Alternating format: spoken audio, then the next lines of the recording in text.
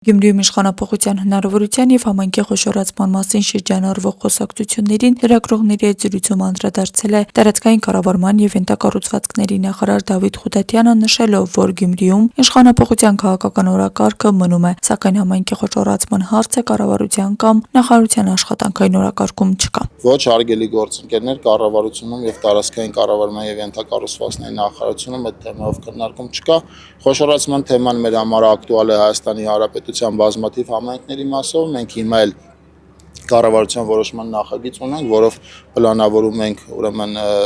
Արարատի մարզի Արադ և Վեդի համայնքների միավորում իրականացնել և նաև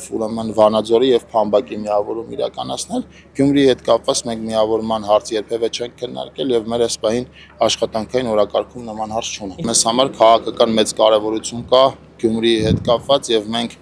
ցանկացած հաջորդ պահի պատրաստվում ենք Գյումրիում ընտրություններով իշխանություն, քաղաքային իշխանությունը վերցնել, որովհետև այն բարձրացած խնդիրները, որոնց մասին ասացիք, դրանց զգալի մասը կապված է նաև համայնքային իշխանությունների կառավարության հետ ոչ համակարգված աշխատանքի մասով, ակնհայտ է, որ խզում կա, դրա մասին առաջի անգամ չի, որ ասել ենք, բայց այդ խզումով հանդերձ մենք փորձում ենք նաև Գյումրիում չկանգնեցնել մեծ ծավալի շինարարական աշխատանքները, ընդհակառակը ավելի մեծ ծավալ հաղորդել դրան